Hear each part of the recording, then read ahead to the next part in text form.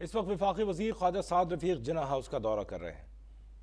ان کی اچکن، ان کا پیانو اور ان کا مہمان خانہ، ہر چیز یہاں پرزرو تھی۔ ان ظالموں نے ہر چیز کو جلا کے خاکستر کر دیا، کوئی شرم نہیں کی گئی۔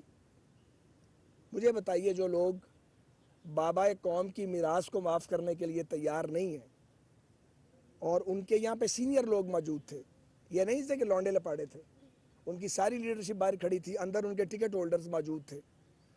سب کو یہ اچھی طریقے سے پتہ ہے کہ یہ جناح ہاؤس ہے، یہاں قائد اعظم کا یہ گھر رہا ہے، یہ کور کمانڈر ہاؤس ہے، اور اس کی اپنی ایک سینکٹٹی ہے، لیکن اس کے تقدس کو اس برے طریقے سے پامال کیا گیا کہ راکھ کے ڈھیر ہے جگہ جگہ پہ، اور کلیجہ منہ کو آتا ہے اس کی حالت دیکھ کے۔ اور بطور کور کمانڈر ہاؤس مجھے یہ بتائیں کہ جو ہمارے سرحدی محافظ ہیں، ان کے سب سے بڑے افسر کی یہ آفیشیل ریزیڈنس ہے، یہ بات بھی سب کو پتہ ہے۔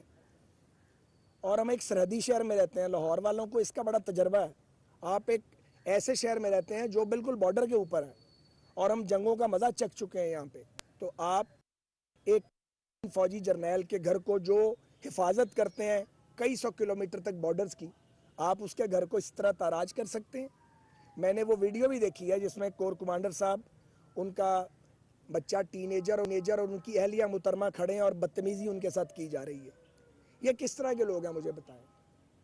اور میں یہاں کھڑے ہو کر یہ کہنا چاہتا ہوں کہ پوری پولیٹیکل سٹرگل کے دوران ہمارا کئی بار اختلاف ہوا اسٹیبلشمنٹ کے ساتھ، رولنگ اسٹیبلشمنٹ کے ساتھ۔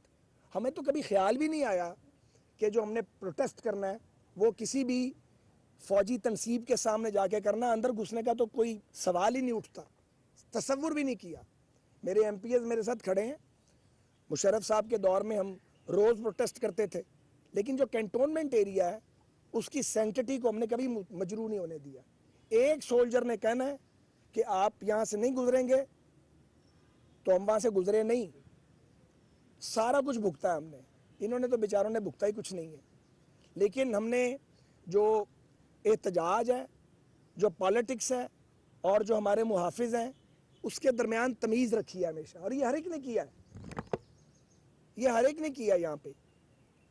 اور یہ جن لوگوں کو استعمال کیا گیا ہے، جن نوجوانوں کو ورگلایا گیا ہے، پڑھے ہوئے لکھے لوگ، کوئی ڈاکٹر ہے، کوئی انجینئر ہے، آپ سوچیں کتنے نفرت کے انجیکشن لگائے گئے ہیں، کتنی نفرت بھری گئی اندر۔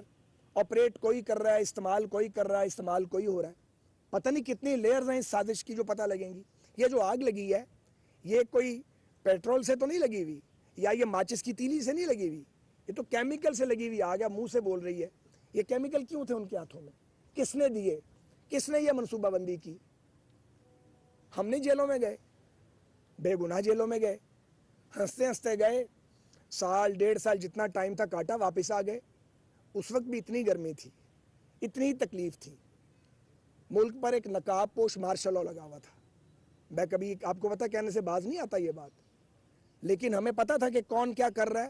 آپ اپنی مسلح افواج کو امبیرس نہیں کر سکتے، دنیا کی کوئی قوم اپنی فوج کو امبیرس نہیں کرتی، وہ آپ کے لیے جانے دیتے ہیں، وہ بارڈرز پہ آپ کے لیے آپ کو پروٹیکٹ کرتے ہیں۔ اور پاکستان کی فوج تو ایک دوہری جنگ لڑ رہی ہے، بارڈرز کے باہر بھی لڑ رہی ہے اور بارڈرز کے اندر بھی لڑ رہی ہے۔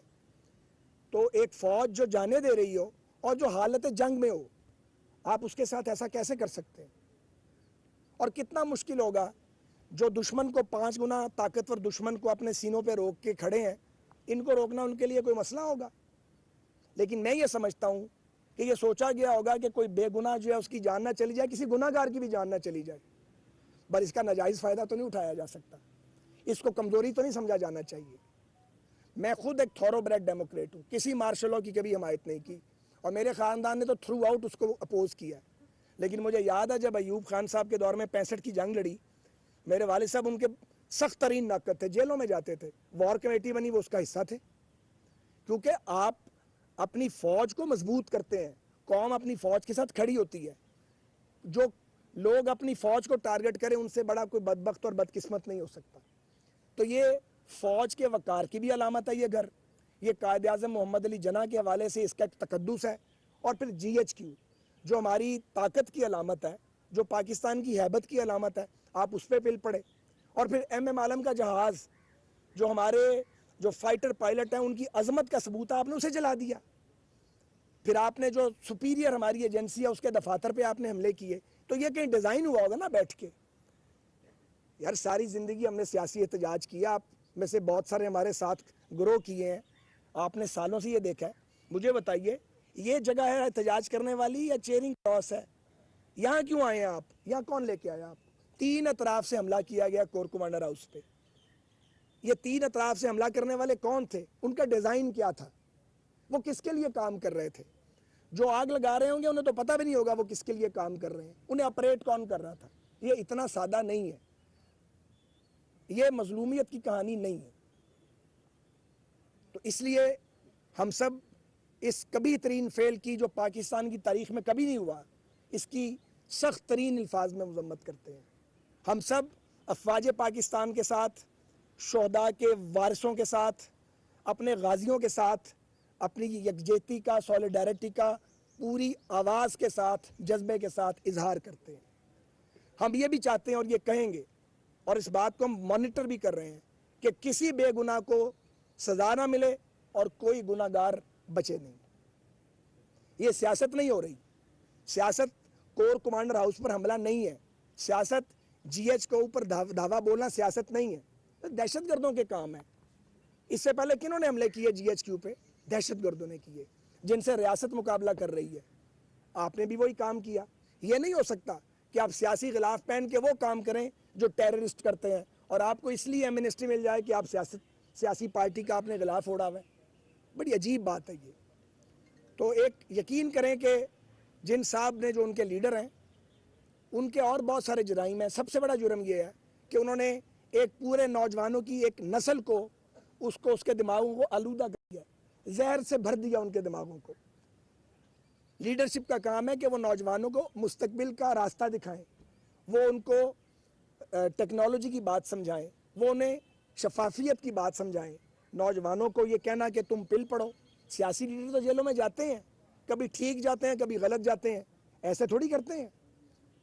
یہاں تو اس ملک میں نواز شریف صاحب اور ان کی بیٹی سزا کاٹنے کے لیے خود آ گئے تھے. یہاں لوگ پھانسیوں پہ جھولے ہیں, یہاں لوگوں نے جانیں دی ہیں. ذرا ٹھہر جائیں سارے لوگ. یہاں لوگوں نے جانیں دی ہیں. تو یہ مجھے آپ بتائیے کہ یہ طریقہ کار کیا ہے اور اس کا کیا جواب ہے ان کے پاس؟ انہیں پوری قوم سے معافی مانگنی چاہیے, ان کی پارٹی اور لیڈرشپ کو معافی مانگنی چاہیے, انہیں اپنی ندامت اور غلطی کا تسلیم اسے کرنا چاہیے برسر عام, پبلکلی اپالوجی کرنی چاہیے قوم سے, افواج پاکستان سے معذرت کرنی چاہیے. کیونکہ یہ پالیٹکس نہیں ہے, یہ احتجاج نہیں ہے, یہ حملہ ہے, یہ دہشت گردی ہے, یہ تخریب کاری ہے, یہ شر پسندی ہے. سیاست کا یہ کوئی طریقہ نہیں ہے. پاکستان میں بہت سی پولیٹیکل پارٹیز ہیں جنہوں نے مختلف مشکل ادوار دیکھے ہیں, انہوں نے جد و جہد کی ہے, لوگ مارشل لاؤں کے خلاف لڑے ہیں. ایسا تو کبھی کسی نے سوچا بھی نہیں جو آپ نے کر دکھایا. جو کام انڈیا نہیں کر سکا, جو انڈینز کام نہیں کر سکے, وہ کام آپ نے کر دیا. جو ٹی ٹی پی نہیں کر سکی کامیابی سے, وہ آپ نے کر دکھایا سیاست کی گارب میں, سیاست کی آڑ میں. تو اس کو قبول بھی نہیں کیا جا سکتا, اس کو تسلیم بھی نہیں کیا جا سکتا, اس کو صرف مسترد کیا جا سکتا ہے, اس سے اظہار برات کیا جا سکتا ہے, اس کی مذمت کی جا سکتی ہے. تو میں ایک بار پھر آپ سب اراکین پریس کا شکر گزار ہوں. اگر آپ کوئی بات کرنا چاہیں اس حوالے سے تو میں اس کے لیے بار بار یہ بات ہو رہی ہے وفاقی حکومت کی جانب سے کہ تحریک انصاف پر پابندی لگائی جائے, تو اس کے حوالے سے کوئی بات ہوئی ہے کہ مستقبل قریب میں اس کے اوپر وفاقی حکومت کو ایسا فیصلہ سامنے آ سکتا ہے کہ اس پہ پابندی لگائی جائے؟ پابندی والی بات میرے علم میں تو کوئی نہیں ہے. تو جو آپ نے مذاکرات کی بات کی ہے, یہ بڑا اہم سوال ہے. پوری قوم کو پتہ ہے کہ مذاکرات کے دور ہوئے, میں اس سارے عمل کا حصہ بھی تھا, اور مجھے یہ کہنے میں کوئی بات نہیں ہے کہ اپنے بہت سے دوستوں کے اختلاف کے باوجود انیشیٹ کرنے والوں بھی شامل تھا. انیشیٹ کیا جن لوگوں نے کہ بات کرنی چاہیے.